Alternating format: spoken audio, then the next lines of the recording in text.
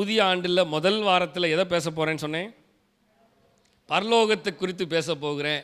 நம்முடைய லக்கு, நம்முடைய டார்கெட் எல்லாமே எங்கே இருக்க போகுது? அதுக்கு தான் இன்றைக்கி பாடல் ஃபுல்லாகவே என்னது? பரலோக பாடல் தான். பரலோகம் தாய் வீடு, அதை தேடி நீ ஓட். நம்முடைய ஓட்டமெல்லாம் எங்கே இருக்க வேண்டும் என்று தெரியுமா?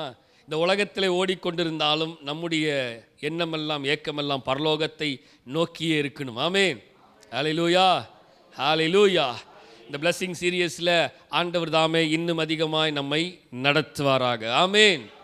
இன்னும் அதிகமாய் கர்த்தர் நடத்துவாராக. ஆமேன். நான் வாசிக்க போகிறேன் எபிரேயர் 11ஆம் அதிகாரம் 11ஆம் வசனத்திலிருந்து 16வது வசனம் வரைக்கும் நாம் வாசிக்க போகிறோம்.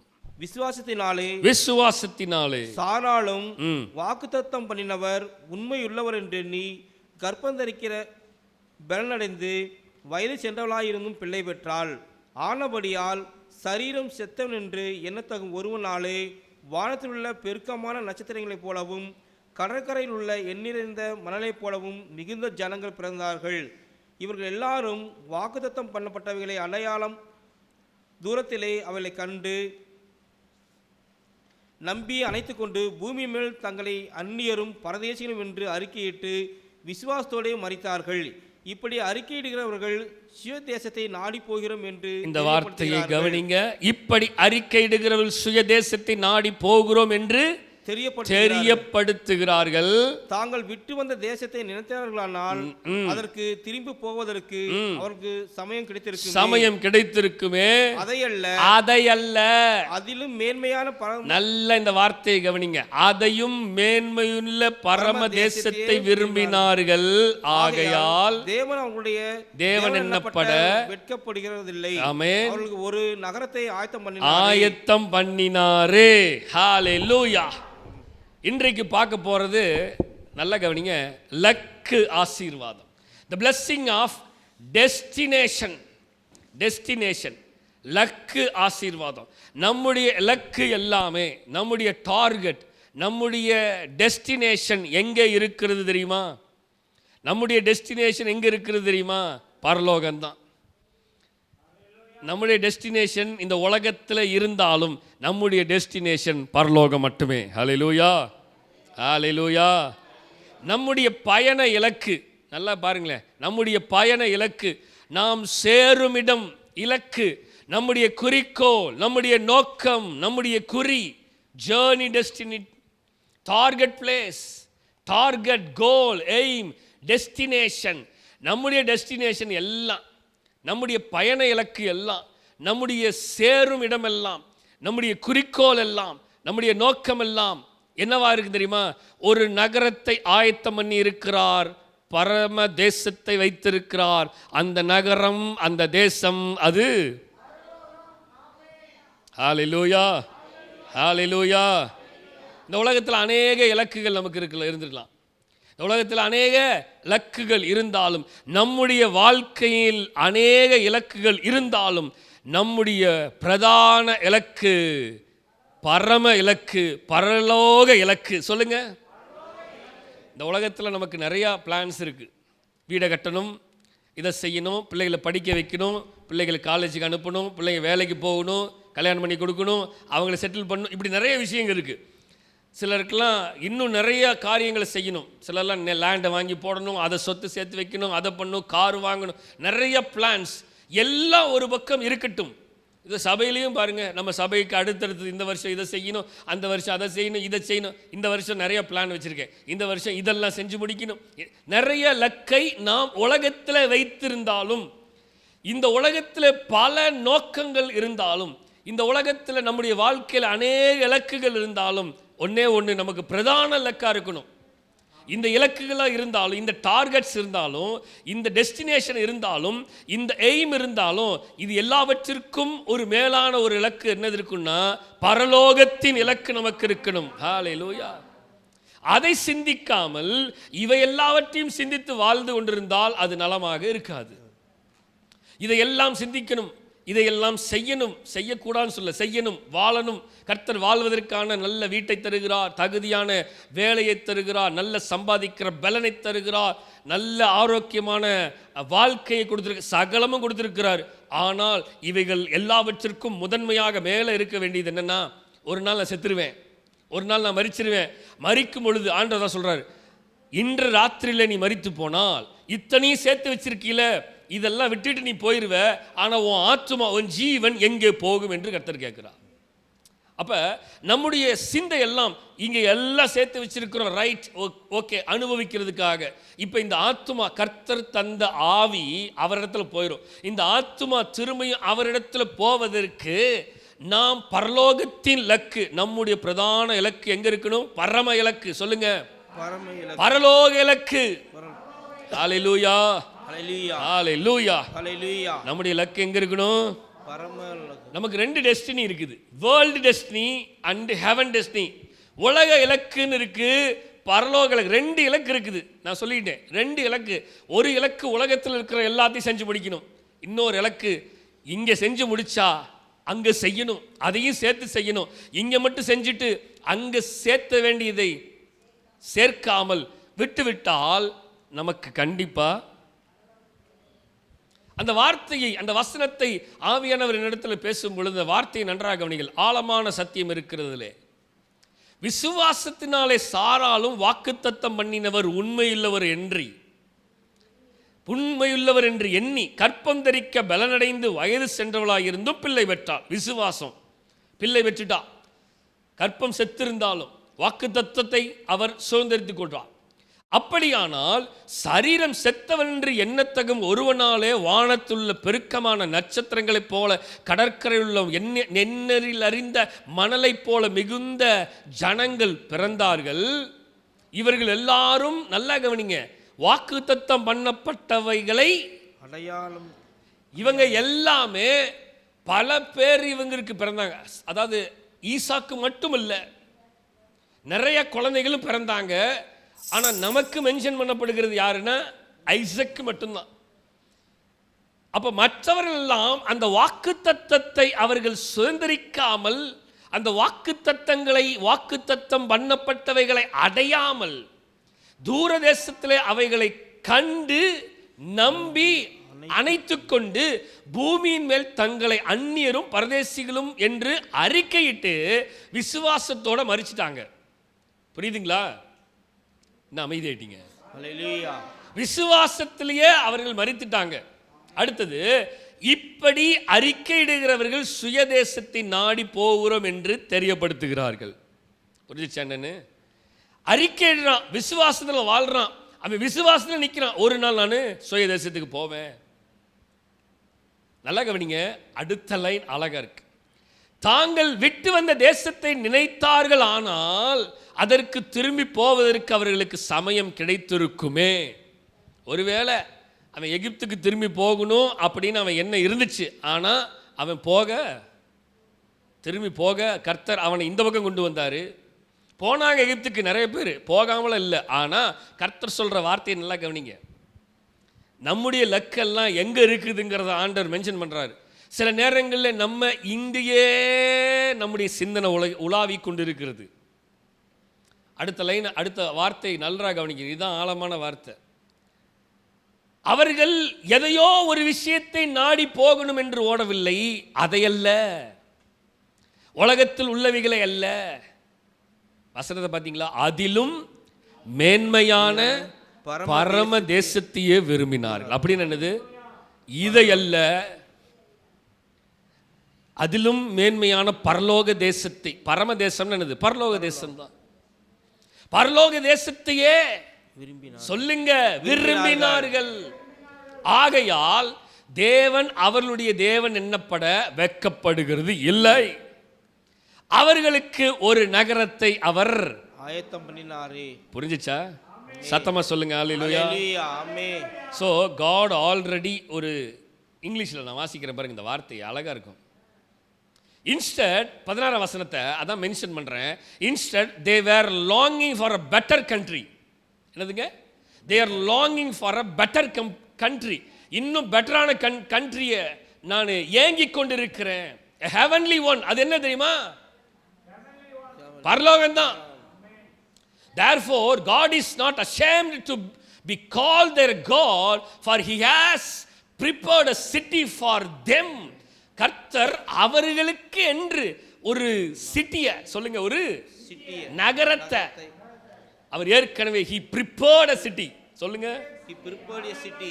நான் இன்னொரு டிரான்ஸ்லேஷன்ல வாசிக்கிறேன், நல்லா கவனிங்க. மாறாக அவர்கள் ஒரு சிறந்த நாட்டை, அதாவது பரலோகத்தை ஏங்கினார்கள். யாரு? நம்ம தான். ஆகையால் தேவன் அவருடைய தேவன் என்று அழைக்கப்படுவதற்கு வெட்கப்படுகிறது இல்லை. ஏனென்றால் அவர் அவர்களுக்காக ஒரு நகரத்தை ஆயத்தம் பண்ணினார். மக்களை புரிகிறதா? அதுக்கு தான் நான் ஆங்கிலத்தில் வாசித்தேன். அந்த வார்த்தையை இன்னும் கொஞ்சம் நம்ம இருதயத்தில் கொஞ்சம் ஆழமாக பதியும். we are படிக்கலாம், they areங்கிற இடத்துல we are படிக்கலாம். we are longing for a better country. ஏன் இப்போ வாழ்றது பெட்டர் கண்ட்ரி இல்லையா? சொல்லுங்க, இப்போ வாழ்றது பெட்டர் கண்ட்ரி இல்லையா?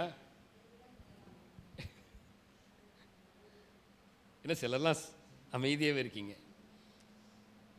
நிறைய பேர் சொல்றாங்க இதை காட்டில் நிறைய பெட்டர் கண்ட்ரிஸ் இருக்குதுன்னு சொல்றாங்க. உலகத்திலேயே நான் வாழ்கிற கண்ட்ரியை காட்டிலும் இன்னொரு கண்ட்ரி இட்ஸ் அ பெட்டர் கண்ட்ரின்னு சொல்கிறான். நம்ம சொல்கிறோம் இது எல்லாவற்றை காட்டிலும் ஒரு பெட்டர் கண்ட்ரி கர்த்தர் வச்சிருக்கிறாரு. அதுதான் பரலோகம். he has prepared a city, he has prepared a country for me. சொல்லுங்க, he has prepared a city for me, he has prepared a country for me. சொல்லுங்க, அவர் எனக்கென்று ஒரு நகரத்தை, ஒரு சிட்டியை, ஒரு கண்ட்ரியை எனக்காக அவரு ஏற்கனவே ஆயத்தம் பண்ணி வச்சிட்டாரு. ஹல்லேலூயா. இப்ப நம்முடைய நோக்கம் எல்லாம் எங்க தெரியுமா இருக்கணும்? What does the Bible say about heaven? பரலோகத்தை பற்றி பைபிள் வேதம் என்ன சொல்லுகிறது?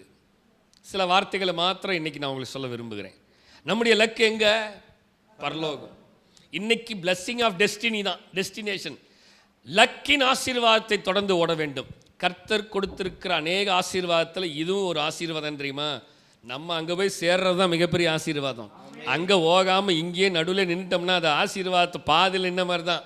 நம்முடைய நோக்கமெல்லாம் என்னமெல்லாம் ஏக்கமெல்லாம் லாங்கிங், நம்ம பாடணும் வாஸ்தவம் தெரியுமா? லாங்கிங் ஃபார் ஏக்கமெல்லாம், longing for a better city, ஏக்கமெல்லாம் ஆண்டுடைய சித்தத்தை செய்து பரலோகத்துக்கு எப்படியாவது இந்த ஆத்மா போயிடணும்யா. ஹல்லேலூயா, ஹல்லேலூயா. சோ பைபிள் என்ன சொல்லுது வேதத்தை பற்றி, அதாவது பரலோகத்தை பற்றி வேதம் என்ன சொல்லுகிறது? Number 1, heaven is the dwelling place of God. பரலோகம் என்பது தேவனுடைய இருப்பிடம், கடவுளுடைய இருப்பிடம். எப்படிங்க? பரலோகத்தின் இருப்பிடம். அது மனிதர்கள் இருக்கலாம், ஆனால் முழுமையாக யாருடைய கண்ட்ரோல் இருக்குதுன்னா heaven is a dwelling place of God. தேவன் வாசம் பண்ணுகிற இடம், அது தேவனே உருவாக்கின இடம். மனிதர்களால தேவனால் உருவாக்கப்பட்ட தேவ தூதர்களால் உருவாக்கப்பட்ட இடமே தவிர எந்த மனிதனாலும் உருவாக்கப்பட்ட இடம் அல்ல. கொஞ்சம் யோசித்து பாருங்களேன். நான் ஒரு வீட்டை கட்டுறேன் அப்படின்னா நம்ம ஒவ்வொருத்தரையும் சொல்றேன், நம்ம ஒரு வீட்டை கட்டுறோம். அந்த வீட்டை கட்டும் போது நம்ம எப்படி பார்த்து இந்த மாதிரி டைல்ஸ் இந்த கலரில் வேணும், இந்த மாதிரி டோர் வேணும், இந்த கலர் வேணும். கலர் கொஞ்சம் மாறிடுச்சுன்னா இல்லை கலரை மாற்றி எனக்கு பிடிச்ச கலர், இந்த கலர் ஷேட்ஸை காமி. முதல்ல அப்படி கிடையாது. முதல்ல ஞாபகம் இருக்கா உங்களுக்கு? சுண்ணாம்பை போடுவோம், நேராக போனோன்னா ஸ்டெய்னர்னு ஒன்று வைப்பான், கலராக டப்பாவில். அதை மூடியை திறந்து உள்ளே ஊற்றி கலந்தோம்னா என்ன கலர் வேணும் கலந்த. இப்போ அப்படி இல்லை, ஷேட்ஸை கொண்டு வாங்கப்பா அப்படின்னா ஒரு ஷீட்டில் அப்படியே கட்டமாக பல ஷேட்ஸ். இந்த ஷேட்ஸுக்கு என்ன நம்பருங்க? அது 3 4 5 7 அப்படிங்கிறான். போய் அந்த நம்பரை கம்ப்யூட்டரில் போட்டு 3 4 5 7 அடித்த உடனே அது ஆட்டோமேட்டிக்காக உள்ளேருந்து அந்த கலரை தள்ளிடுது. அதுவே மிக்ஸ் பண்ணுது, அதுவே உருட்டுது, பெரட்டுது. நமக்கு அவன் கலட்டி கையில் கொடுத்துட்றான், எடுத்துருந்துடுறோம். நல்லா கவனிங்க, எல்லாமே மாறிவிட்டது. எல்லாமே எனக்கு தகுந்த மாதிரியே நான் விரும்பினதெல்லாம் செய்கிறேன். நல்லா கவனிங்க, இந்த உலகத்திலேயே நான் பார்த்து எனக்கு ஒரு நகரத்தை, எனக்கு ஒரு வீட்டை கட்டுறேன்னா என் தேவன் தம்முடைய ஐஸ்வரியத்தின்படி உங்கள் குறைவுகள் எல்லாம் கிறிஸ்து இயேசுவுக்குள்ள மகிமையில, சொல்லுங்க மகிமையில, அதுதான் என்னது, ஹெவன்ல, சொல்லுங்க காட்ஸ் டுவெல்லிங் பிளேஸ், அந்த மகிமையில நிறைவா மாற்றுகிற தேவன். அப்ப அவரு எப்படி பார்த்து பார்த்து பார்த்து பார்த்து பார்த்து பார்த்து எனக்கு ஒரு நகரத்தை ஆயத்தம் பண்ணி வச்சிருப்பாருன்னு கொஞ்சம். நான் இந்த நகரத்தை பார்த்து அழகா இருக்குன்னு நினைக்கிறேன், ஆனா இதை காட்டிலும் மிகுந்த அழகு நிறைந்த காட்ஸ் டுவெல்லிங் பிளேஸுக்கு கர்த்தரனை சீக்கிரத்துல கொண்டு போறாரு. அல்லேலூயா. வாசிக்கலாமா? உபாகமம் 26ஆம் அதிகாரம் 15ஆம் வசனத்தை வாசிக்கலாமா? நீர் வாசிங்க. நீர் உமது பரிசுத்த வாசஸ்தலமாகிய பரலோகத்தில் இருந்து நோக்கி பார்த்து, நல்லா கவனிச்சிங்களா? காட்ஸ் டுவெல்லிங் பிளேஸ், முதல்ல பரலோகம் லக்கு, அந்த லக்குல இலக்குல அந்த டார்கெட்ல யாரு இருக்கிறான்னா, நீர் உமது பரிசுத்த வாசஸ்தலமாகிய பரலோகத்து இருந்து நோக்கி பார்த்து உமது ஜனங்களாகிய இஸ்ரவேலரையும் நீர் எங்கள் பிதாக்களுக்கு ஆணையிட்டபடியே எங்களுக்கு கொடுத்த பாலும் தேனும் ஓடுகிற தேசத்தையும் ஆசீர்வதியும் என்று சொல்வாயாக. எங்க இருந்து சொல்லணுமா? பாலும் தேனும் ஓடுகிற தேசத்துல நீ ஆசீர்வாதம் இருப்ப அப்படின்னு சொல்வாயாக. எங்க இருந்து சொல்லுவார் ஆண்டவர்? பரலோகத்தில். மக்களை புரிகிறது உங்களுக்கு என்னன்னு? பரலோகத்தில் வீற்றிருக்கிறவர் தான் பரலோகத்தில் இருந்து ஜனங்களை பார்த்து, எப்பா நீ பாலும் தேடு ஓடுகிற தேசத்தில் ஆசீர்வாதமா இருப்பாயாக, அந்த தேசத்துக்கு நீ செல்வாயாக, அந்த தேசத்தை நீ சுதந்திரித்துக் கொள்வாய. பரலோகத்தில் இருந்து வாசம் பண்ணுகிற நோக்கி பார்க்கிற தேவன் சொல்லவில்லை என்றால், அவர் நமக்கு கொடுக்கவில்லை என்றால், இந்த அந்த அந்த பரலோக இலக்கு, பரலோக ஆசீர்வாதம் எனக்கு வரவில்லை என்றால், பூலோக ஆசீர்வாதம் எனக்கு கிடைக்காது. புரிகிறதா நமக்கு? ஸோ நம்ம நல்லா தெரிஞ்சுக்கணும், பரலோகத்தில் உட்கார்ந்து நோக்கி பார்த்துட்டு இருக்கிறவர் நமக்கு அனுமதி கொடுத்தாதான் எனக்கு ஆசீர்வாதமே. நான் ஒரு வீட்டை கட்டணும்னு முடிவு பண்ணிட்டேன், அந்த முடிவை அவர் முடிவு பண்ணாதான் நான் கட்ட முடியுமே தவிர, அவர் முடிவு பண்ணாமல் என்னால் கட்ட முடியாது. லோனுக்கு அப்ளை பண்ணேன், லோனே கிடைக்க மாட்டேங்குது, லோன்னு அலைகிறேன். காரணம் என்ன தெரியுமா? இன்னும் அவருடைய பிளான்ல அது சாங்ஷன் ஆகலை. கரெக்டாக சொன்னீங்க, சாங்ஷன் ஆகலை. பரலோகத்தில் வாசம் பண்ணுகிற தேவன் சொல்றாரு, ஆணையிட்டபடி. வார்த்தையெல்லாம் நோட் பண்ணும். He commanded the word. அவர் சொல்றாரு பாருங்க அழகா, எங்களுக்கு உங்களுக்கு கொடுத்த பாலும் தேனும் ஓடுகிற தேசத்தை ஆசீர்வதியும் என்று சொல். தேவனுடைய வார்த்தை சொல்லுகிறது. மத்தேயு 6ஆம் அதிகாரம் 9ஆம் வசனத்தை வாசிக்கலாம். நீங்கள் ஜெபம் பண்ண வேண்டிய விதமாவது, பரமண்டலங்களில் இருக்கிற எங்கள் பிதாவே, உம்முடைய நாமம் பரிசுத்தப்படுவதாக. ஜெபம் பண்ணும்போது God, you are a dwelling place God அப்படின்னு சொல்லி, பரலோகத்தில் இருக்கிற எங்கள் தேவனே அப்படின்னு சொல்லி ஜெபம் பண்ணுமா. ஹல்லேலூயா. ஏன் தெரியுமா? பரலோகத்தில் வாசம் பண்ணுகிற ஒரு சத்தத்தை கேட்ட அவர் அனுமதி ரிப்ளை கொடுத்தாதான் நமக்கு ரிப்ளையே. அப்ப பரலோகம் என்பது முதல்ல என்னது? தேவன் வாசம் பண்ணுகிற இடம். Heaven is a dwelling place of God. அப்ப இந்த இடத்துக்கு, அவர் வாசம் பண்ணுகிற இடத்துக்கு தான் நான் போகணும் அப்படிங்கிறது அவருடைய விருப்பம். ஏன்னா எனக்கு எல்லா விதமான பதில் எங்கிருந்து தெரியுமா வருது? அங்கிருந்து வருது. பதில் தருகிற இடத்திற்கு நான் போக வேண்டும். ஏனென்றால் அதுதான் சிறந்த பதிலாக இருக்கும். என்னுடைய கேள்விக்கான பதில் அதுதான். கேள்விக்கு தப்பான பதில் நான் எழுதிட்டேன்னா தப்பான தவறு அது, அவ்வளோதான். ரைட் மார்க் வராது. மக்களே புரியுதுங்களா? சரியான டெஸ்டினிக்கு போகணும். தப்பான டெஸ்டினிக்கு போகணும்னா நான் தப்பான இடத்துல போய் நிற்கிறேன். நான் திரும்பவும் சரியான இடத்திற்கு வந்து சேர வேண்டும். அல்லேலூயா. நமக்கு தெரியும் 2 குமாரர் இருந்தார்கள். அதில் ஒருத்தன் அங்கே இருக்கான், இன்னொருத்தன் சொத்தை பிரிச்சுட்டு போகிறான். தப்பான டெஸ்டினி போனான். போய் அடி வாங்கி நொறுக்கப்பட்டு எல்லாத்தையும் இழந்து சகலத்தையும் அங்கே உணர்த்தப்படுகிறான். நான் தப்பான டெஸ்டினிக்கு வந்துட்டேன், நான் தப்பான இலக்குக்கு வந்துட்டேன். நான் வர வேண்டிய இலக்கு இது அல்ல. அவன் சொன்ன வார்த்தையை நன்றாக கவனித்து பாருங்கள். என் தேவனே, என் தகப்பனே, அந்த வார்த்தை சொல்லுங்க. பரத்துக்கு விரோதமாகவும், what he mentioned அவன் என்ன மென்ஷன் பண்றான் கவனிச்சிங்களா? எதுக்கு விரோதமா? பரத்துக்கு விரோதமா. ஃபர்ஸ்ட் வார்த்தை பரலோகத்துக்கு விரோதமாகவும் உமக்கு விரோதமாகவும் நான் தப்பு பண்ணிட்டேன். அப்போ அவனுக்கு நல்லாவே தெரியும், நான் வந்த டெஸ்டினி தப்பான டெஸ்டினி, நான் வந்த நோக்கம் இலக்கு தப்பான இலக்குக்கு வந்துட்டேன். என்னுடைய இலக்கு இது அல்ல, என் தகப்பன் வீட்டில் இருந்து இங்கிருந்து நான் அங்கே போகணுமே தவிர நான் தப்பான இடத்துக்கு வந்துட்டேன். வாயிலிருந்து வந்த வார்த்தை அதுதான், பரத்துக்கு விரோதமா. பரம் என்னது? பரலோகத்துக்கு விரோதமா. அப்போ ஜெபம் பண்ணும் பொழுது ஆண்டவர் சொல்லிக் கொடுக்குறாரு, என்னது? நீங்கள் ஜெபம் பண்ண வேண்டிய விதமாவது, பரமண்டலத்தில் இருக்கிற எங்கள் பிதாவே, பரலோகத்தில் இருக்கிற எங்கள் பிதாவே, உம்முடைய நாமம் பரிசுத்தப்படுவதாக, உம்முடைய ராஜ்யம் வருவதாக, உம்முடைய சித்தம் பரலோகத்தில் செய்யப்படுவது போல பூமியிலேயும் எங்கள் வாழ்க்கையில எங்கள் ஊழியத்திலும் எங்கள் குடும்பத்திலையும். அதுதான் ஜெபமே. சொல்லி கொடுக்கறது அதுதான். என்ன சொல்றாரு? நான் என்னை நோக்கி கூப்பிடு, நான் தான் உனக்கு செய்யணும். பரலோகத்தில் செய்யப்படுவது போல பூமியிலும் செய்யும். பரலோகத்தில் செய்யப்படுவது எங்க வாழ்க்கையில் செய்யப்படும், பரலோகத்தில் செய்யப்படுவது போல எங்க குடும்பத்தில், பரலோகத்தில் செய்யப்படுவது போல எங்க வேலை ஸ்தலத்தில், பரலோகத்தில் செய்யப்படுவது போல எங்க ஊழியத்தில், பரலோகத்தில் செய்யப்படுவது போல எங்களுடைய தனிப்பட்ட வாழ்க்கையில் பரலோகத்தில் செய்யப்படுவது போல. ஏன்னா heaven is a dwelling place for God. Hallelujah. அப்ப என்னுடைய லக்கு பரலோகம். அந்த பரலோகம் எப்படி இருக்குது? யார் இருக்கிறா? முதல்ல பரலோகத்தில் ஆண்டவர் இருக்கிறார். நம்பர் 1 பரலோகத்தில் யார் இருக்கிறா? ஆண்டவர் இருக்கா. நம்பர் 2 பரலோகத்தில் யார் இருக்கா? heaven is a dwelling place of God's angels. நல்லா தெரிஞ்சுக்கோங்க, பரலோகத்தில் என்னென்ன இருக்குது, யார் யார் இருக்கிறாங்க. நம்பர் 1 யார் இருக்கிறா? தேவன் இருக்கிறார், அவர் இருக்கிறார். நம்பர் 2 பரலோகம் என்பது தேவனுடைய தூதர்கள் வசிக்கும் இடம். ஹல்லேலூயா, ஹல்லேலூயா. பரலோகம் யார் இருக்கிறா? முதல்ல ஆண்டவர், ரெண்டாவது அவருடைய தூதர்கள். வாசிக்கலாமா? லூக்கா 2ஆம் அதிகாரம் 15ஆம் வசனம். தேவதூதர்கள் அவர்களை விட்டு பரலோகத்துக்கு போன பின்பு. எப்படிங்க?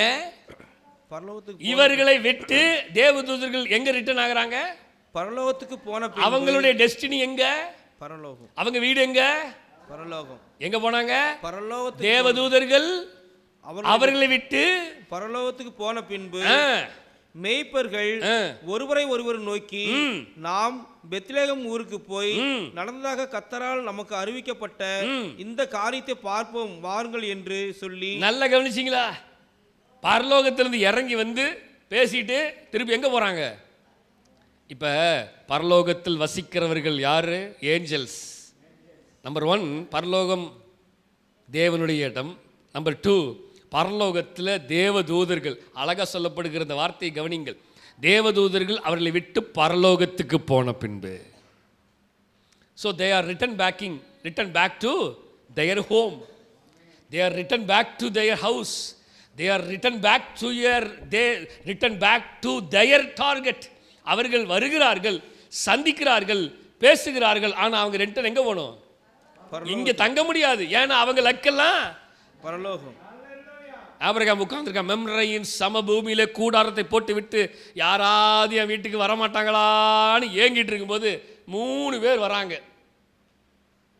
அவங்க வந்து பேசிட்டு எங்க போயிருப்பாங்க? அங்கதான் போயிருப்பாங்க. தேவனால் அனுப்பப்பட்டவர்கள் வந்து சொல்லிட்டு. யோசேப்பும் மரியாளும், கற்பம் தரித்திருக்கிறாள் மரியாள். ஒருத்தன் வரான், சொங்கின்னு வந்து உட்காந்து யோசேப்பிட்டு சொல்றான், டேய் பேசிட்டு போயிட்டான்.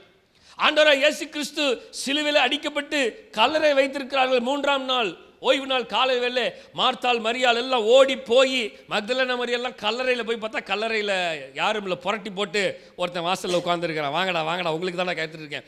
என்னையா அப்படின்னா, அவர் உங்களுக்கு முன்னாடி போயிட்டாரா அப்படின்னு சொல்லிட்டு அவன் போயிட்டான். மக்களே நன்றாக கவனிங்கள். 2வது லக்கு பரலோகம், ஆண்டவர் வசிக்கிற இடம் முதல்ல. 2வது பரலோகம் தம்முடைய தேவ தூதர்கள் வசிக்கிற இடம். பரலோகம் என்பது தேவ தூதர்கள் வாசம் பண்ணுகிற இடம். மத்தேயு 28ஆம் அதிகாரம் 2ஆம் வசனத்தை வாசிக்கலாம். அப்பொழுது இந்த வார்த்தை தான் சொன்னேன். அப்பொழுது பூமி மிகவும் மிகவும் அதிரும்படி கர்த்தருடைய தூதன் வானத்திலிருந்து இறங்கி வந்து வாசலில் இருந்த கல்லை புரட்டி தள்ளி அதன் மேல் உட்கார்ந்தான். நல்ல கவனி, இதான் சொன்னேன் நான். என்னன்னு? எங்கிருந்து வந்தானா? கர்த்தருடைய தூதன் எங்கிருந்து வருகிறான்? பரலோகத்திலிருந்து இறங்கி வந்து அவன் இருந்த கல்லை புரட்டி தள்ளி அதன் மேல் உட்கார்ந்து. ஸோ அவங்க வர இடம் அங்கிருந்து வருவாங்க. வாசிக்கலாம் அடுத்த வசனம், எபிரேயர் 12:22 வாசிக்கலாம். நீங்களோ சீயோன் மலையிடத்திற்கும் ஜீவனுள்ள தேவனுடைய நகரமாகிய பரம எருசலேமிடத்திற்கும் 1000-10,000 தேவ தூதர்களிடத்திலிருந்தும். ரைட், நல்லா கவனிச்சிங்களா? தேவ தூதர்கள் இடத்திற்கும். Mention that word, underline that word. எங்க போகணும்? நீங்களோ சியோன் மலையின் இடத்திற்கும். நம்பர் 1. நம்பர் 2, ஜீவனுள்ள தேவனுடைய நகரமாகிய பரம எருசலேம் இடத்திற்கு. பரலோக பரம எருசலேமே, பரலோகம் விச்சிறங்குதே. எங்க போகணும்? பரம எருசலேமாகிய. அடுத்தது 1000-10,000 தேவ தூதர்கள் இடத்திற்கும். எங்க போகணுமா நம்ம? எங்க போகணுமா நம்ம? தேவ தூதர்கள் இடத்திற்கு, தேவ தூதர்கள் வாசம் பண்ணுகிற இடத்திற்கு போகணும். அப்ப நம்ம டெஸ்டினி எங்க இருக்கு? பரம நகரமாகிய பரலோக டெஸ்டினிக்கு. கவனிச்சிங்களா? எது ஆசீர்வாதம் தெரியுமா? பாதியில நின்றது ஆசீர்வாதம் இல்ல. என் ஓட்டம் பாதியில் நிற்கிறது இல்லை. என் ஓட்டம், நான் ஓடிக்கொண்டிருக்கிற ஓட்டம் எதற்காக? இந்த காலை வேலையில் ஆண்டவருடைய சமூகத்தில் வந்து உட்கார்ந்துருக்கிறதுக்கான நோக்கம் என்ன தெரியுமா? நான் செத்து போனால் நான் பரலோகம் போகணும்.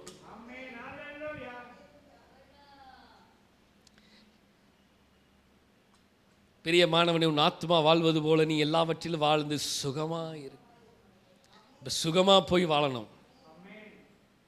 சிலலாம் சொல்லி கேட்பாங்க, செத்து போனதுக்கப்புறம் தூக்கி போட்டு போவாங்க. என்ன ஆனால் நமக்கு என்ன வந்துச்சு? வாழ்கிற வரைக்கும் சந்தோஷமாக வாழ்ந்துட்டு போவோம் அப்படின்னு. எப்படி? செத்து போனதுக்கப்புறம் நமக்கு என்ன நடக்க போகுது, நமக்கா தெரிய போகுது அப்படின்னு நிறைய பேர் எங்கிட்ட பயங்கரமாக ஆர்கியூ பண்ணியிருக்காங்க. எப்படி? சரி, நானே செத்து போயிடுவேன், எனக்கு நான் எங்கே போக போகிறேன்னு எனக்கு என்ன, நான் எங்கே போனேன் எனக்கு என்ன. ஒருத்தன் செத்து போனான், அதுக்கு தான் ஆண்டவர் தெளிவாக போட்டுக்க. ஒருத்தன் செத்து போனான், செத்து போய் நரகத்துக்கு போயிட்டான். ஒருத்தன் இங்கே கஷ்டப்பட்டுட்டு ஆன்னு உட்கார்ந்துருந்தவன் நேராக ஆபிரகாமின் மடியில் போய் உட்கார்ந்துருக்கிறான். இங்கே கீழே உட்கார்ந்துருக்கிறவன் கதறான், ஐயோ ஐயோ ஐயோ. பரலோகத்தில் இருக்கிற தேவ தூதர்கள்லாம் கேட்குறாங்க, என்னையா சத்தம்? இல்லையா, இங்கே என்னால் தாங்க முடியல, என்னை தூக்குங்க. தூக்கலாம் முடியாது. ஏன் தூக்க முடியாது? நீ உலகத்தில் வாழ்ந்த நாட்கள் எல்லாம் பண்ண அயோக்கியத்தனம், பண்ண சேட்டைக்கெல்லாம் நீ இருக்க வேண்டிய இடம் மேலே இல்லை, கீழே. அவன் உலகத்தில் இருக்கும் போதெல்லாம் கஷ்டப்பட்டு துன்பப்பட்டு துயரப்பட்டு வேதனைப்பட்டு இப்போ அவன் ஆபிரகாமின் மடியிலே தேற்றப்பட்டு கொண்டிருக்கிறான். இப்போ அவன் சொல்கிறான், ஐயா எனக்கு பல சகோதரர் இருக்கிறார்கள், தயவுசெய்து உங்கள் ஆளை கொஞ்சம் அனுப்பி அந்த சகோதரருக்கு சத்தியத்தை சொல்லுங்க. அட போடா, அங்கே இருக்கிற ஊழியக்காரங்க சொல்கிறதையே நிறைய பேர் கேட்க மாட்டேன்ட்டாங்க. இப்போ இவனுக்கு நாங்கள் வேற பரலோகத்திலேருந்து இறங்கி போய் அவன்கிட்ட சொன்னால் மட்டும் கேட்டுருவானா? போ வேலையை பாரு, நாங்கள் இங்கே வேலையை பார்க்குறோம், முடிச்சுட்டாங்க. சிம்பிள். அவன் ஸ்டார்டிங்கே இவ்வளோ கதறானா, ஒவ்வொரு நாளும் அவன் எப்படி கதறி இருப்பான்னு பாருங்க. ஏன் இந்த வார்த்தையெல்லாம் மென்ஷன் பண்ணாங்க தெரியுமா? செத்து போனதுக்கப்புறம் சில ஆவிகளெல்லாம் இப்போ வரைக்கும் பேயாக தான் சுற்றிட்டு இருக்கு பாருங்க. போய் சேர வேண்டிய இடத்துக்கு போகாது. ஒன்று எங்கேயாவது போய் தொலையணும், இல்லை எங்கேயாவது போய் தொலையணும். அங்கேயும் போய் தொலையாது. ஆமாம், இங்கேயோ சுற்றிக்கிட்டு எல்லாத்தையும் சாவடிக்கிறதுக்கு சில ஆவிகள் இருக்கிறது.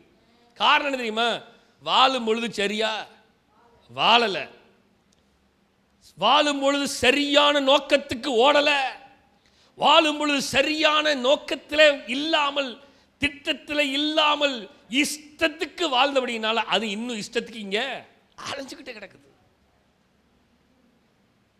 எல்லாம் கவனிங்க மக்களே. இன்றைக்கு கர்த்தர் நம்மோடு பேசுறது தெரியுமா? பரலோக இலக்கு. சொல்லுங்க. நான் செத்து போனா யாரையும் தொந்தரவு பண்ணக்கூடாது. ஒரே டார்கெட், என் ஆத்மா, என் ஆவி, அவர் தந்த ஆவி அவரிடத்துக்கு திரும்ப போயிடும். இந்த சரீரம் தான் மண்ணுக்கு போகுது, புரியுதா? இந்த ஆவியும் ஆத்மாவும் அவர்கிட்ட போகணும். ஆவி அவர் கொடுத்தார். ஏன்னா மனுஷனை மண்ணினால உருவாக்கி அவருடைய ஜீவ சுவாசத்தை மனுஷனுக்கு ஊதினார். மனுஷன் ஜீவாத்மாவானார். அந்த ஆவி அவர் தூக்கிடுவார். அந்த ஆத்மாவும் பரலோகத்துக்கு போகும், சரீரம் மட்டும்தான். அதனால தான் சரீரம் செத்து போனவனையும் உயிர்ப்பிக்கிற அவர் வரும்பொழுது சரீரமும் தூக்கிடுவார். அதனால தான் ஆபிரகாம் கொடுத்து வருஷம் சரீரம் செத்துப்போன கர்ப்பம் செத்துப்போனவனுக்கே அவர் செய்யும் பொழுது, அதனால தான் அவர்கள் இதை நோக்கி பார்க்கவில்லை, அவர்களுடைய நோக்கமெல்லாம் பரம நோக்கமாக இருந்துச்சு. ஹல்லேலூயா. அப்போ நான் எங்கே போய் சேரணும்னா, பரலோகத்தில் இருக்கிற தேவதூதர்கள் இருக்கிற இடத்துக்கு 1000 10,000 தேவதூதர்கள் இடத்திற்கு போய் சேர வேண்டும். Amen. So number 1, heaven is a dwelling place of God. Number 2, heaven is a dwelling place of God's angels. Number 3, heaven is a dwelling place of God's saints from earth who have died and now live there in his presence. அதாவது தமிழில் சொல்கிறேன், கவனிங்க. பரலோகம் என்பது பூமியிலிருந்து தேவனிடத்திற்கு புனிதர்களின் வசிப்பிடமாகும். அவர்கள் இறந்து போது அவருடைய முன்னிலையில் வாழ்கிறார்கள். அதாவது செத்து போனதுக்கு அப்புறம். மூணாவது என்ன தெரியுமா, நம்ம செத்து போயிட்டோம் பார்த்தீங்களா, செத்து போனதுக்கு அப்புறம் ஆத்மா தேவ சமூகத்தில் தேவனுடைய முன்னிலையில் போய் வாழ்கிற ஒரு இடம். புரியுதா உங்களுக்கு? என்னென்னு என்ன அமைதியாக இருக்கீங்க? புரியலையா? செத்து போனவர்கள், மரித்தவர்கள், பரிசுத்தவான்கள் எல்லாம் தேவனுடைய சமூகத்தில் போய் இப்பொழுது இருக்கிறார்கள். அதான் அவர்கள் இறந்து இப்பொழுது அவருடைய முன்னிலையில் வாழ்கிறார்கள் தேவனுடைய சமூகத்தில். நான் பரலோகத்தை பற்றி சொல்லிட்டு இருக்கேன். பரலோகத்தை ஒவ்வொரு பகுதி, பரலோகம் ஆண்டவர் வாசம் பண்ணுகிற இடம், பரலோகம் தேவதூதர்கள் இருக்கிற இடம். நம்பர் 3, பரலோகம் மரித்து தேவ சமூகத்தில் முன்னிலையில் இருக்கிறவர்களை குறித்து நாம் பார்க்கிறோம். லூக்கா 16ஆம் அதிகாரம் 22, 23, 25 வசனத்தை வாசிக்கலாமா? பின்பு அந்த தரித்திரன் மரித்து தேவதூதரால் ஆபிரகாமுடைய மடியிலே கொண்டு போய் விடப்பட்டான். ரைட்டு. ஐஸ்வர்யவானும் மரித்து அடக்கம் பண்ணப்பட்டான். நல்லா கவனிங்க, நமக்கு தெரிஞ்சதுதான், அடக்கம் பண்ணப்பட்டுட்டான். பாதாளத்திலே அவன் வேதனைப்படுகிற போது தன் கண்களை ஏறெடுத்து தூரத்திலே, நல்லா கவனிங்க, கண்களை ஏறெடுத்து எங்கவா? தூரத்திலே. எங்கவா?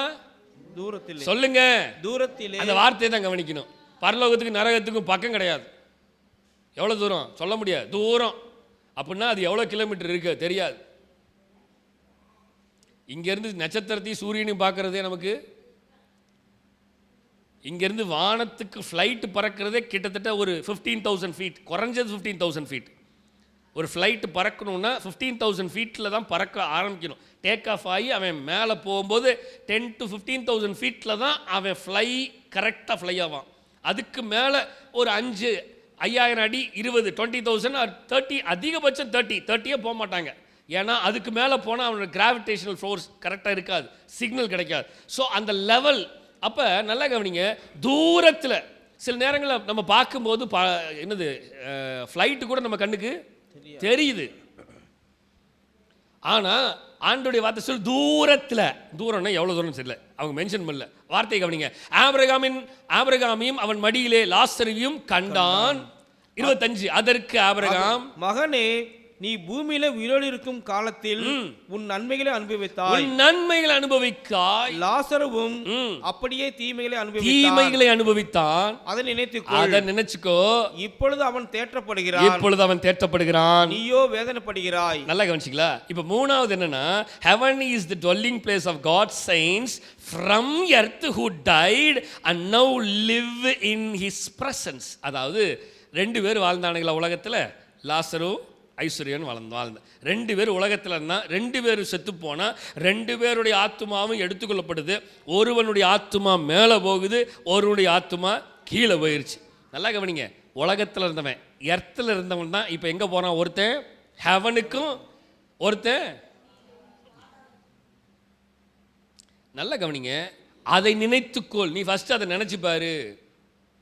அப்போ மரித்தவர்கள், பரிசுத்தவான்கள், தேவனோடு இருந்தவர்கள் கண்டிப்பாக தேவ சமூகத்தில் அவருடைய முன்னிலையில் கண்டிப்பாக இருப்பார்கள். இந்த உலகத்தில் கடினமான பாதைகள், சில நேரத்தில் ஏன் கஷ்டப்படுறோம், ஏன் ஆண்டவரே அப்படின்னு நம்ம நினைக்கிறோம்.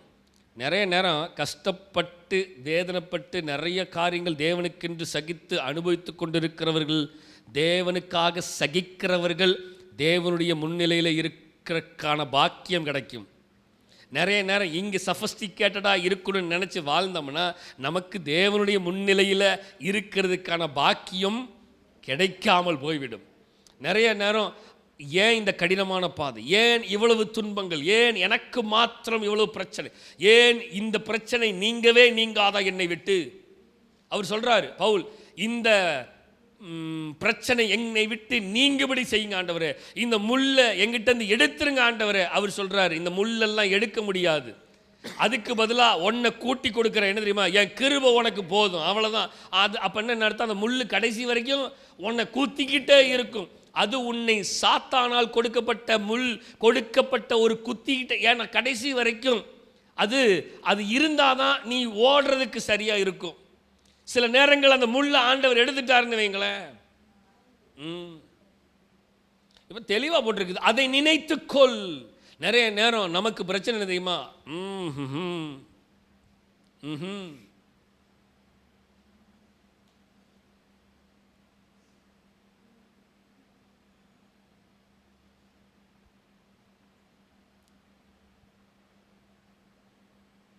கவனிக்கிறீங்களா? பிரச்சனைகள் வரும், போராட்டங்கள் வரும், பாடுகள் வரும், அவமானங்கள் வரும், கேவலமான பேச்சுக்கள் வரும். எல்லாவற்றையும் சகிக்கிற மனுஷன்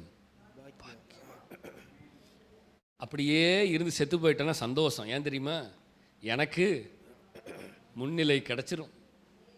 விசுவாசிக்கிறீங்களா? அவர் சொல்றார், மகனே, பூமியில் உயிரோடு இருக்கும் காலத்தில் உன் நன்மைகளை அனுபவித்த நீயே, ஆனால் அவனோ தீமைகளை அனுபவித்தான். அவன் நன்மையை பார்க்கவே இல்லைடா. அதனால இப்போ அவன் நன்மையை மட்டுமே பார்க்குறான், ஆனால் இப்போ நீ தீமைகள் அனுபவி. அப்போ உலகத்தில் எனக்கு நன்மையே கிடைக்காத, செத்ததுக்கு அப்புறம் தான் எனக்கு நன்மை வருமா அப்படின்னு நினைக்காதீங்க. செத்து போனதுக்கு அப்புறம் தான் நன்மை கிடைக்குமா? வசனத்தை அப்படி சொல்லப்பட்டிருக்கு, வாசிக்கலாம். நம்பர் 4 இல்லை, இன்னொரு வசனம் இருக்கா? ஓகே, நான் இன்னொரு வசனம் இருக்கு, வாசித்தரலாம். எபிரேயர் 12:23. பரலோகத்தில் பேரெழுதியிருக்கிற முதற் பேரானவர்களின் சர்வ சங்கமாகிய சபையினிடத்திற்கும் யாவருக்கும் நியாயாதிபதியாகிய தேவனிடத்திற்கும் பூரணராக்கப்பட்ட நீதிமான்களுடைய ஆவியினிடத்திற்கும் எங்க போகணும்னு நல்லா கவனிங்க. நம்பர் 3, இந்த டுவெல்லிங் பிளேஸில் வாழ்கிற பரிசுத்தவான்களை பற்றி சொல்லப்படுகிறது. என்னன்னா, பரலோகத்தில் பேர் எழுதியிருக்கிற முதற்பேனானவர்களின் சர்வ சங்கமாகிய சபையினிடத்திற்கு, யாவருக்கும் நியாயாதிபதியாகிய தேவனிடத்திற்கும், எங்க பரலோகம்தான், பூரணராக்கப்பட்ட நீதிமான்களுடைய ஆவிகளிடத்திற்கும், பூரணராக்கப்பட்ட நீதிமான்களுடைய ஆவி. அநீதியானவர்கள் அங்கே இருக்க வாய்ப்பே இல்லை, நீதிமான்களுடைய ஆவி.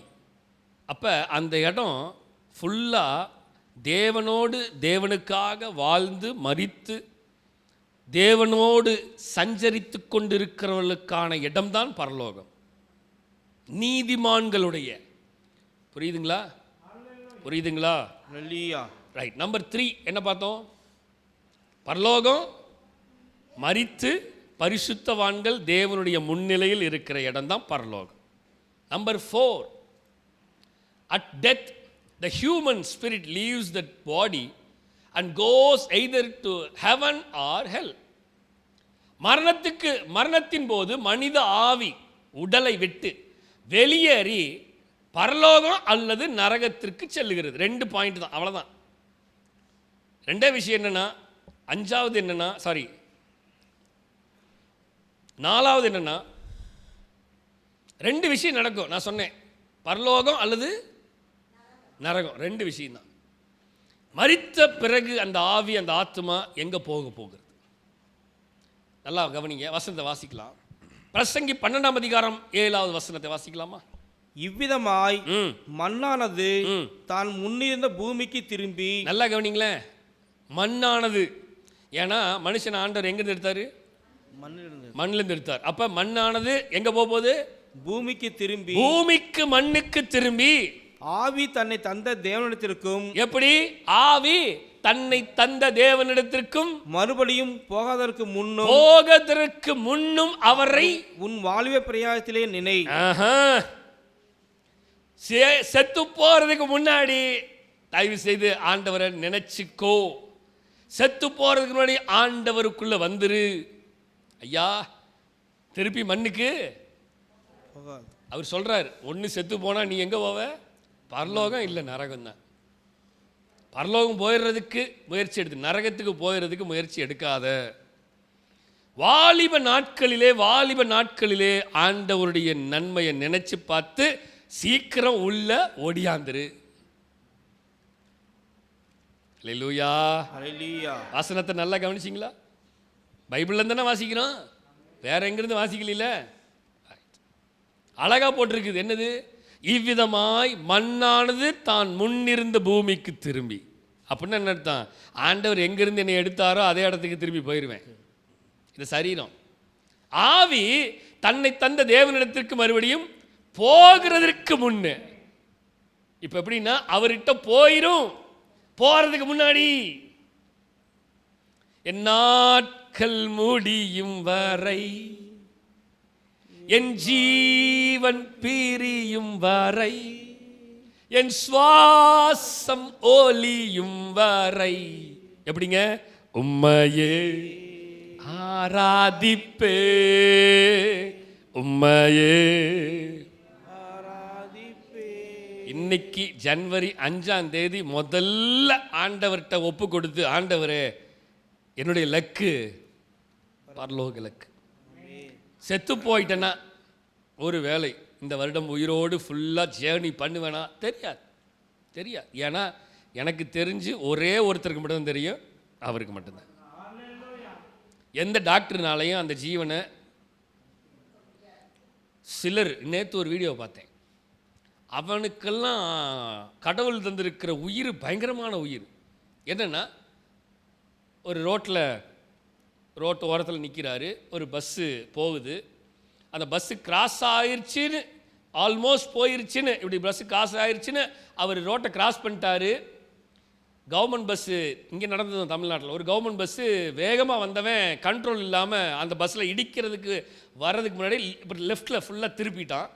திருப்பின உடனே இந்த பஸ்ஸு பிரேக் அடிக்கிறான், இந்த பஸ்ஸு வருது, இந்த மனிதர் போகிறார், கரெக்டாக 2 பஸ்ஸுக்கு நடுவில் மாட்டுறாரு. அந்த பஸ்ஸு இவரை நசுக்கி, ஒரு பால் இப்படி மாட்டுச்சுன்னா இப்படி நசுக்கி சுற்றும் பார்த்தீங்களா, அந்த மாதிரி அந்த பஸ் இப்படி வருது, இந்த பஸ்ஸோட அப்படி நசுக்குது. அந்த மனுஷன் அப்படியே நசுக்கிட்டு சுற்றிக்கிட்டே போகிறாரு, நசுக்கி கீழே விழுகிறார். அந்த பஸ்ஸு டயர் வந்து இப்படியே கிராஸ் பண்ணி போகுது. அந்த ஆள் எந்திரிச்சு ஜாலியாக நடந்து போயிட்டு இருக்கிறான். உங்களுக்கு அந்த வீடியோ வந்தால் காட்டுறேன் பாருங்கள். உண்மையாலுமே நான் பார்த்து ஆச்சரியப்பட்டேன். ஏன்னா டயரு பஸ்ஸு அவ்வளோதான் நசுக்கி, அதாவது அது சொல்கிறதுக்கு வார்த்தை இல்லை. ஆனாலும் அந்த ஆளுக்கு, அவனுக்கு இப்போ சாவு இல்லையா? புரியுதுங்களா?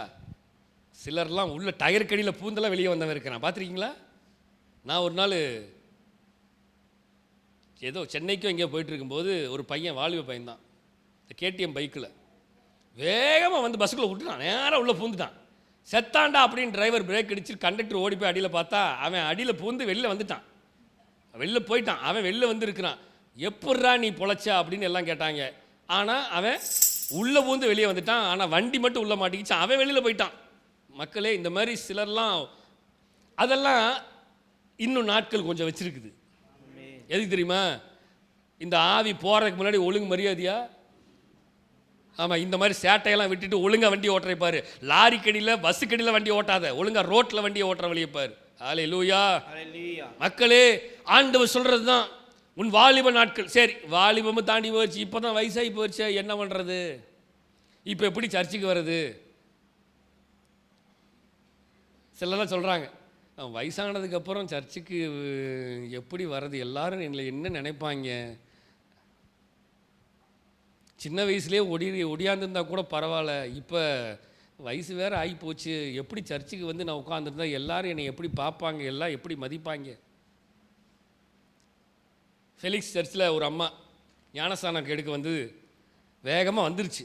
ஐயோ பாஸ்டர், ஒரு நிமிஷம் நிப்பாட்டுங்க, இருங்க, ஞானஸ்தானம் கொடுக்காது எனக்கு. ஏம்மா?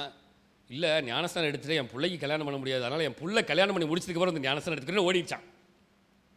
எப்படியே புரிஞ்சுது என்னென்ன நான் சொன்னது? வேகமாக சொல்லி முடிச்சிட்டேன். என்னடா அது கூத்து? ஆமாம், கல்யாணம் பண்ணி நான் வேற இது பண்ணிட்டேன்னா அப்புறம் என் பிள்ளைக்கு எப்படி கல்யாணம் பண்ண, அதனால் சரி உன் பிள்ளைக்கு எப்போ கல்யாணம் ஆகும் தெரியாது, எப்போ நேசம் எடுப்ப தெரியாது, என்னம்மா இப்படி சொல்கிற தெரியாது, அவ்வளோதான் விட்டுருங்க போயிடுச்சு. மக்களே இப்படியும் நிறைய பேர் இருக்கீங்களா? ஆனால் வசனம் என்ன சொல்லுகிறது? ஐயா மண்ணுக்கு போயிடுவ சீக்கிரம், ஜீவன் திரும்பி அந்த உயிர் போறதுக்கு முன்னாடி. அதான் ஒருத்தன் சாகருக்கு முன்னாடி ஒருத்தன், ஆண்டவரே இன்றைக்கு வந்துட்டா. ஆனால் கடைசி நேரத்தில் ஒப்பு கொடுத்து தப்பிச்சவன்லாம் இருக்கான் தெரியுமா? நான் பார்த்துருக்கேன். வசனத்தை பார்த்தீங்களா? மறுபடியும் போகிறதுக்கு முன்னு அவரை உன் வாலிப பிரயாத்தில் அவரை நினை. லூக்கா 16:22 வசனத்தை வாசிக்கலாமா? பின்பு அந்த தரித்திரன் மரித்து தேவதூதரால் ஆபிரகாமுடைய மடியிலே கொண்டு போய் விடப்பட்டான். ஐஸ்வர்யவானும் மரித்து அடக்கம் பண்ணப்பட்டான். மக்களே நன்றாக கவனிங்கள். பின்பு அந்த தரித்திரன் மரித்து எங்க போகப்பட்டது? அந்த ஆத்துமா தேவதூதரால் ஆபிரகாமின் மடியிலே கொண்டு போய் விடப்பட்டது. ஐஸ்வர்யவானும் மரித்து, இவன் ஆத்துமா எங்க போச்சு? இங்க அடக்கம் பண்ணிட்டாங்க. இவன் ஆத்துமாவை அடக்கம் பண்ணிட்டாங்கன்னு போட்டிருக்காங்க. ஆனா அவன் ஆத்துமாவை எங்க போயிருக்கான்? ஆபிரகாமின் மடிகளுக்கு போயிருச்சு. ஹல்லேலூயா. வித்தியாசத்தை கவனித்தீர்களா? போனது அடக்கம் பண்ணது. ரைட். நம்பர் 5 நான் வேகமாக முடிக்க விரும்புகிறேன். Number 5, there is immediate conscious existence after death both in heaven and hell. அதாவது மரணத்துக்கு பிறகு பரலோகம் மற்றும் நரகத்தின் உடனடி நனவான இருப்பு உள்ளது. அதாவது இந்த டிரான்ஸ்லேஷன் கொஞ்சம் இதாக இருக்கும், நாங்கள் வாசிக்கும் பொழுது உங்களுக்கு புரிஞ்சிடும். லூக்கா 23:43 வாசிக்கிறேன், அப்போ உங்களுக்கு சொல்கிறேன். லூக்கா 23:43. அவரை இயேசு அவனை நோக்கி, இன்றைக்கு நீ என்னுடனே கூட பரதீசில் இருப்பாய்.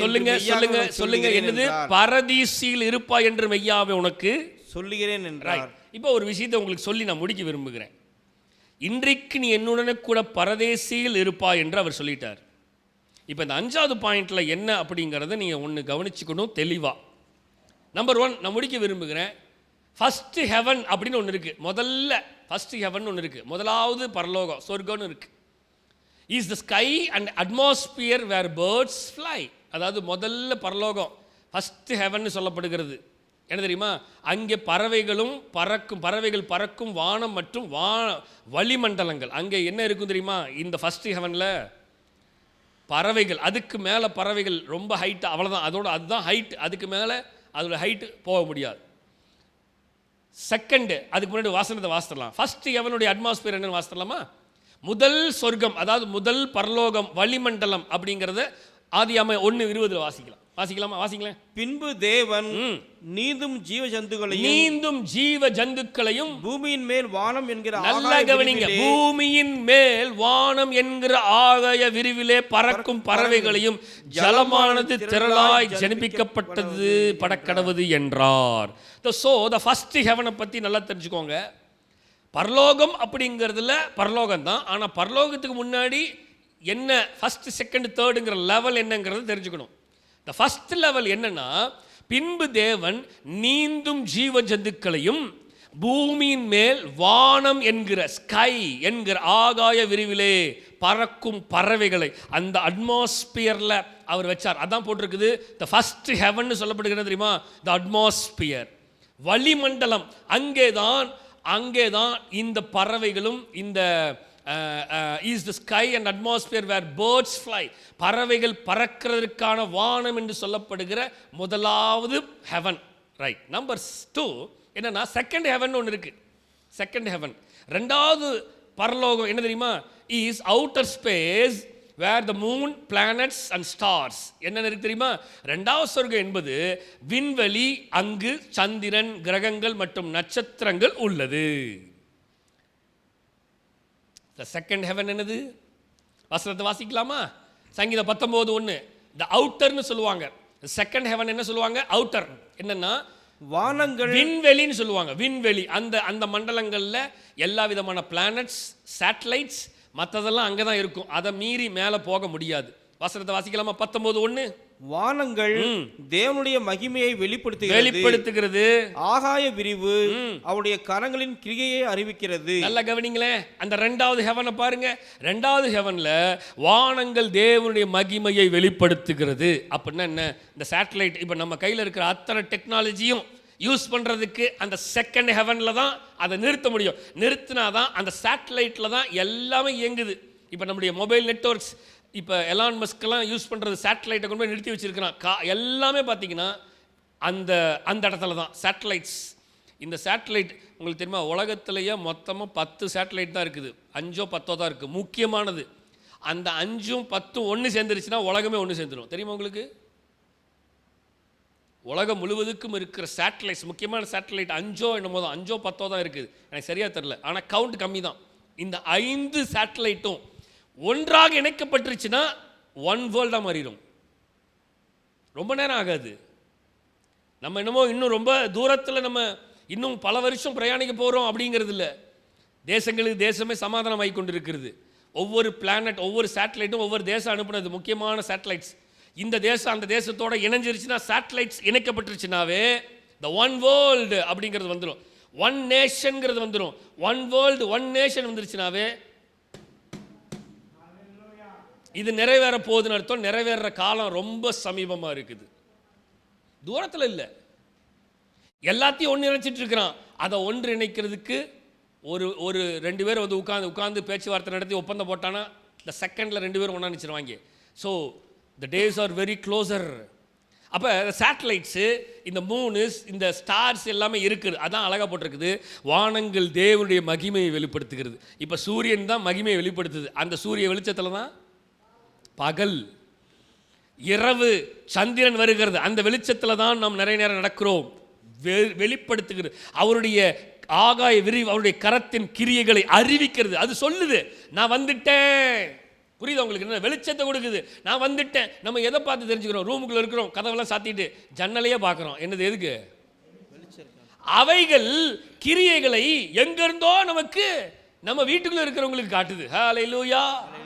அப்ப தட்ஸ் கால்ட் தி அவுட்டர். சொல்லுங்க, அவுட்டர், இரண்டாவது வானம்.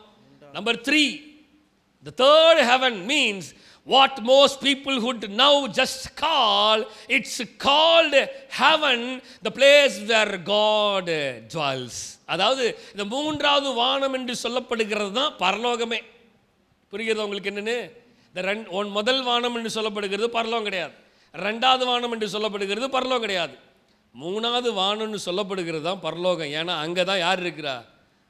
உன்னதமானவர் இருக்கிறார். மூன்றாவது வானம் என்பது இப்பொழுது பெரும்பாலான மக்கள் சொர்க்கம் என்று சொல்லுகிறார்கள். அழைப்பது சொர்க்கத்துக்கு போகலாமா? போயிருப்பாங்க, சொர்க்கத்துக்கு போயிருப்பாங்க அப்படிம்பாங்க. கடவுள் வசிக்கும் இடம். ஹல்லேலூயா. மக்களை புரியுதுங்களா? வாசிக்கலாமா வசனத்தை? The third heaven, the spiritual realm of God. அழகாக சொல்லப்படுது. என்னது? Spiritual realm. எனக்கு இந்த வார்த்தை ரொம்ப பிடிக்கும். realm அப்படின்னா என்ன தெரியுமா? ஆவி மண்டலம்னு போடணும். அங்கே ஆன்மீக மண்டலம்னு இருக்குது. இந்த கூகுள் டிரான்ஸ்லேஷன் நிறைய நேரம் தப்பாக வரும். ஆவி மண்டலங்க, ஸ்பிரிச்சுவல் realm, ஆவி மண்டலம். அதாவது மூன்றாவது வானம், சொர்க்கம் என்று சொல்லப்படுகிறது. ஹெவன், தேவனுடைய, ஆண்டவருடைய, கடவுளுடைய ஆன்மீக மண்டலம். அதாவது தேவனுடைய ஆவிக்குரிய மண்டலம். 2 கொரிந்தியர் 2ஆம் அதிகாரம் 2, 3, 4 வசனத்தை வாசிக்கலாமா? கிறிஸ்துவுக்குள்ளான மக்களே, இந்த வசனத்தை நல்லா கவனிங்க. நான் முடிக்க விரும்புகிறேன். பவுல் கொரிந்து சபைக்கு எழுதும் பொழுது ரொம்ப தெளிவா எழுதுகிறாரு.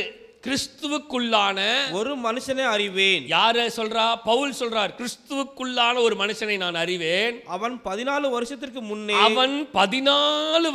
முன்னே மூன்றாம் வானம் வரைக்கும் எடுக்கப்பட்டான். பீப்புள் ஆஃப் காட், நல்லா புரியுதா? எங்க எடுத்துக்கொள்ளப்பட்டான்? மூன்றாம் வானம். அப்ப பவுல் எதை மென்ஷன் பண்றாரு? மூன்றாம் வானம் வந்துருச்சா? நான் எதே கட்டுக்கதைகளை பேச வரல. பவுல் அடியார் எழுதி வைத்திருக்கிற சரித்திரத்தையும் நம் கையில் கொடுக்கப்பட்டிருக்கிற சரித்திர புத்தகத்தையும், this is not a story, history. இது ஸ்டோரி அல்ல, இது வரலாறு. ஆண்டவருடைய ஸ்டோரி. ஸ்டோரிக்கு முன்னாடி HI போட்டுக்கோங்க, HIS, ஹிஸ்டோரி. அவரால் கொடுக்கப்பட்ட சரித்திரமாகிய சரித்திர வாழ்க்கையை நான் வாழ்ந்து கொண்டிருக்கிறேன். ஆமென். நான் ஏதோ கதையை ஓட்டிக்கொண்டல்ல. 20 வருடம் ஆக போகுது இந்த ஊழியம் தொடங்கி. மார்ச் வந்துச்சுன்னா 20 வருஷம் முடிய போகுது. 18 வருஷம் நான் கத்திட்டு இருக்கிறேன். 17 வருஷமா நான் கத்திட்டு இருக்கிறேன். இந்த ஊழியம் 20ஆவது வருஷத்துக்குள்ள போகுது. இந்த ஆண்டுல 20 வருஷமா இங்க பிரசங்கம் பண்ணிட்டு இருக்கிறோம். கதையை பிரசங்கம் பண்ணவில்லை. அக்கல புரியுதா? பவுல் சொல்றாரு 17 வருடங்களுக்கு முன்பதாக நான் ஒரு மனுஷனை அறிவேன். அவன் எங்கே போனான்? 3ஆம் வானம் வரைக்கும் போனான். அவன் 3ஆம் சரீரத்தில் இருந்தானோ சரீரத்துக்கு புறம்பா இருந்தானோ அதை அறியேன். எனக்கு தெரியாது. ஆனா தேவன் அறிவார். அல்லேலூயா. எனக்கு அவனை தெரியும். அவன் சரீரத்தில் இருந்தானா இல்லையா எனக்கு தெரியாது. ஆனா அது அவர் அறிவாரு. வாசிக்கலாம். அந்த மனுஷன் பரதீசுக்குள் எடுக்கப்பட்டு, மக்களே நல்லா கவனிங்க, அந்த மனுஷன் பரதீசுக்குள் எடுக்கப்பட்டு மனுஷர் பேசப்படாததும் வாக்கு கெடாததுமாகிய வார்த்தைகளை கேட்டான் என்று அறிந்திருக்கிறேன். மனுஷர்கள் பேசாதது புரியுது என்னன்னு? அப்ப அவன் யாரு பேசுறதை கேட்டிருப்பான்? ஆண்டவர் பேசுறதையும் தேவதூர்கள் பேசுறதையும் அங்கே அந்த ஸ்பிரிச்சுவல் ரலம்ல ஆவி மண்டலத்தில் பரலோகத்தில் பேசுகிறவர்கள் ஆராதிக்கிறவருடைய சத்தத்தையும் கேட்கிறதையும் யார் எழுதுறா? யார் சொல்றா? நான் வார்த்தைகளை கேட்டான் என்று அறிந்திருக்கிறேன் என்று பவுல் சொல்றாரு. அவன் இருந்தானோ சரீரத்திற்கு புறமாய் இருந்தானோ அதை அறியேன், தேவன் அறிவார். பவுல் சும்மா எழுதியிருப்பாரு? சொல்லுங்க, பவுல் சும்மா எழுதியிருப்பாரா? அவன் சரியான மண்டை. யாரு? Paul, the Bible scholar. கமாலியலுடைய பாதத்தில் உட்கார்ந்து படித்தவன். ஆண்டவருக்கு அடுத்தது பயங்கரமான ஒரு வேலையை செஞ்ச ஆள் யாருன்னா அடுத்தது இவர் வந்துடுவார். யார்? யோவான் ஸ்நானகன் சொல்லிடலாம். ஏன்னா அவர் தான் சகலத்தையும் வழி ஆயத்தம் பண்ணவர். ஆனால் பவுல் மண்டை ஜாஸ்தி, பயங்கரமான படித்தவன், ஸ்காலர். அப்போ அந்த ஆள் எழுதுறாருன்னா சாதாரண வார்த்தையை எழுதியிருக்க வாய்ப்பு இல்லை. சரித்திரத்தை எழுதுகிற ஒரு சரித்திர நாயகனாக வாழ்ந்தார் அவர் பவுல். இன்றைக்கு அவர் சொல்கிற வார்த்தை என்ன தெரியுமா? நான் ஒரு மனுஷனை தெரியும், எனக்கு அவனை பற்றி கேள்விப்பட்டிருக்கிறேன். அவன் 3ஆவது வானத்துக்கு போனாயா. இன்னைக்கு நம்ம பேசுகிறத அன்னைக்கே பவுல் பேசிட்டார். மக்களே சத்தமாக தான் சொல்லுங்க. இன்னைக்கு இத்தனை ஆண்டுகள் கழிச்சு நம்ம பேசிட்டு இருக்கிறத யார் பேசுறா? இப்ப புரியுதா? பவுல் பேசினது எதை பத்தி பேசினாரு? பரலோகத்தை பத்தி பேசினாரு. எனக்கு ஒரு மனுஷனை அறிவேன், அவன் சரீரத்தில் இருந்தானோ இல்ல சரீரத்தில் இருந்தானோ அதை எனக்கு தெரியாது, ஆனா அவனை பத்தி நான் கேள்விப்பட்டிருக்கிறேன். அந்த வார்த்தை அவர் சொல்லும் பொழுது அழகா சொல்றார். அந்த வார்த்தைகளை படிக்கும் போதெல்லாம் தேவன் அறிவார். அழகா சொல்ற பாருங்க. என்னது? தேவன் அறிவார். அவர் அறிவார். அவருக்கு தெரியும் எல்லாம். ஆனா எனக்கும் தெரியும். எனக்கு தெரிஞ்சது நான் சொல்றேன். ஹல்லேலூயா. எதுக்கு சொல்றாருன்னா அழகா சொல்றாரு. அந்த வசனத்தை பாருங்களேன். 12ஆம் அதிகாரம் எடுத்துக்கொள்ளுங்களேன். நான் முடிச்சிட்டேன். 2 கொரிந்தியர் 12ஆம் அதிகாரத்தில் முதல் வசனம் பாருங்களேன். மேன்மை பாராட்டுகிறது எனக்கு தகுதி அல்லவே. மேன்மை பாராட்டுகிறது எனக்கு தகுதி அல்லவே. ஆகிலும் கர்த்தர் அருளிய தரிசனங்களையும் வெளிப்படுத்தியும். ஐயா நல்லா தெரிஞ்சுக்கோ, தரிசனங்களையும் வெளிப்படுத்தி சொல்றதுனால நான் என்ன பெருமை பேசுறேன்னு நினைச்சுக்காத. ஆனா சொல்லிதான் ஆகணும். வாசிங்க. கிறிஸ்துவுக்குள்ளான ஒரு மனுஷனை அறியேன், அவன் 14 வருஷத்திற்கு முன்னே 3ஆம் வானம் வரைக்கும் எடுக்கப்பட்டான். அவன் சரீரத்திருந்தானோ, அவர் சொல்றா பாருங்க, இருந்தானோ சரீரத்துக்கு புறம்பா இருந்தானோ அதை அறியேன், தேவன் அறிவார். அந்த மனுஷன் பரதீசுக்குள் எடுக்கப்பட்டு மனுஷர் பேசப்படாததும் வாக்கு கெட்டாததுமாகிய வார்த்தைகளை கேட்டான் என்று அறிந்திருக்கிறேன். அடுத்தது, அவன் சரீரத்திருந்தானோ சரீரத்திற்கு புறம்பா இருந்தானோ அதை அறியேன், தேவன் அறிவார். வாசிங்க. இப்படிப்பட்டவைகளை குறித்து மேன்மை பாராட்டுவேன். ஆனாலும் என்னை குறித்து என் பலவீனங்களே அன்றி, நல்ல கவனி, என் பலவீனங்களே அன்றி வேறொன்றிலும் மேன்மை பாராட்ட மாட்டேன். என்ன தெளிவா சொல்றாரு தெரியுமா? இதை நான் மேன்மை கண்டிப்பா பாராட்டுவேன். ஏன் தெரியுமா? இது நான் சொல்லிதான் ஆகணும். இது உண்மை, இது சத்தியம். பரலோகத்துக்கு போகணும். பரலோகம் தான். நான் பரலோகத்தை பத்தி பேசிதான் ஆவேங்கிறார். புரியுதா இல்லையா உங்களுக்கு?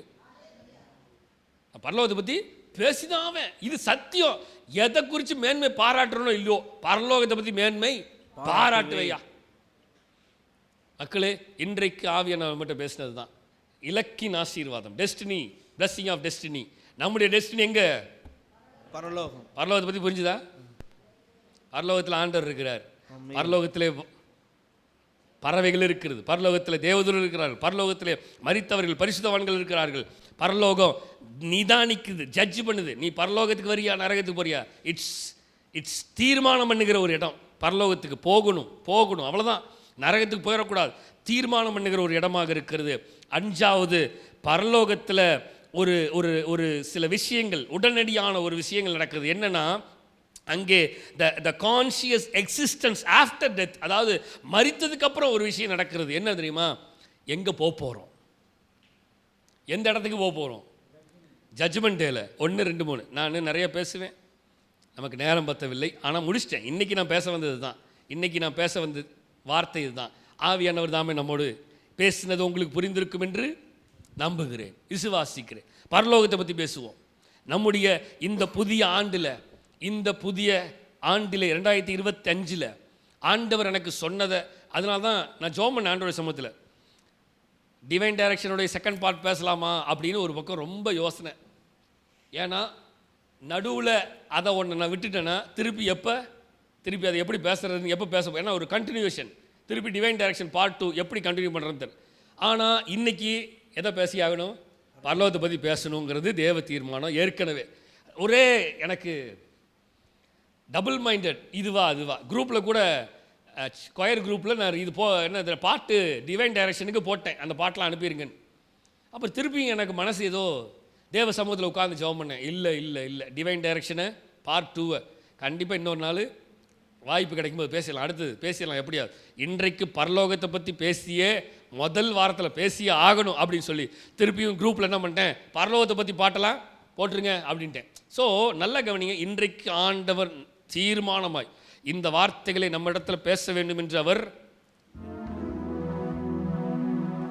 விரும்பி 2025 முதல் பரிசுத்த ஓய்வு நாள்ல மை டெஸ்டினி, பரலோகம் தாய் வீடு, அதை தேடி நீ ஓடு, பரலோகம் தாய் வீடு,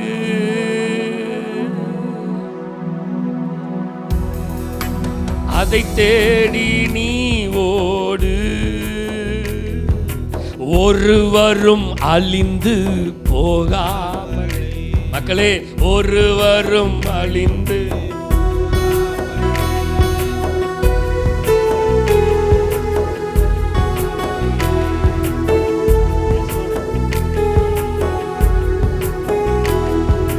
இயேசுவால பிடிக்கப்பட்டவன், சொல்லுங்க, அவர் இரத்தத்தால கழுவப்பட்டவன்.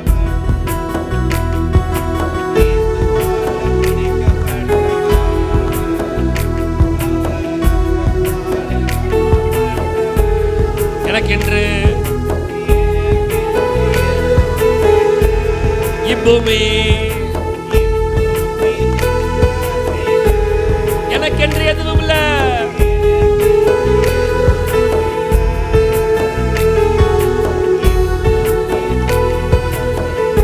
சொல்லுங்க, எல்லாமே இயேசு, எல்லாம் என் இயேசு, என் இயேசு, எல்லாம் இயேசு இயேசு.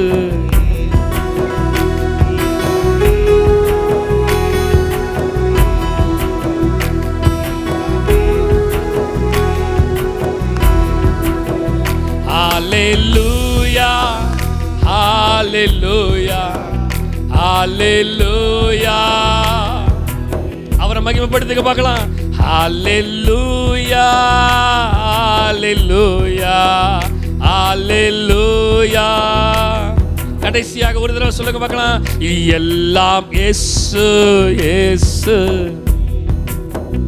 எல்லாம் இயேசு. என் நோக்கமெல்லாம், என் எண்ணமெல்லாம் எல்லாம் அவரே அவரே அவரே, எல்லாம் அவரே அவரே அவரே. ஆண்டவரே, இந்த ஜனவரி 5ஆம் தேதியில் முதல் பரிசுத்த ஓய்வு நாளில் ஆண்டவரே, எங்களுடைய டெஸ்டினி பரலோக டெஸ்டினியா இருக்கணும். எங்க இலக்கு பரலோக இலக்கா இருக்கணும் ஆண்டவரே. லக்கின் ஆசீர்வாதம், இலக்கு ஆசீர்வாதம், இலக்கு ஆசீர்வாதம், blessing of destiny. எங்க டெஸ்டினி பரலோக டெஸ்டினியா இருக்கணும். ஆண்டவரே, நீர் எங்களோடு இடைப்பட்ட கிருபைகளுக்காக நன்றி. நீர் எங்களோடு பேசின வார்த்தைகளுக்காக நன்றி அப்பா. நாங்கள் இன்னும் அதிகமாய் உம்மோடு நெருங்கி ஓட, இன்னும் அதிகமாய் இந்த நோக்கத்தை, இந்த திட்டத்தை அறிந்து செயல்பட, நாங்க இந்த பரலோக திட்டத்தில், இந்த பரலோக தரிசனத்துக்கு எங்களை ஒப்பு கொடுத்து இந்த திட்டத்துக்குள்ள நாங்க கடந்து போக இன்னும் அதிகமாக இந்த 2025 எங்களுக்கு கிருபை செய்வீராக நாங்கள் வேண்டிக் கொள்கிறோம். உடைய கரத்தில் எங்களை அர்ப்பணிக்கிறோம், தாழ்த்துகிறோம். நீரே ஆளுகை செய்து வழிநடத்துகிறார். எல்லா துதி, கனம், மகிமையெல்லாம் உமக்கு ஒருவருக்கு மாத்திரமே செலுத்துகிறோம். மீட்பரும் இரட்சகருமா இயேசு கிறிஸ்துவின் மூலம் ஜெபம் கேளும் எங்கள் ஜீவனுள்ள நல்ல பிதாவே, ஆமென். எல்லாம் சொல்லுவோமா? என் ஆத்துமா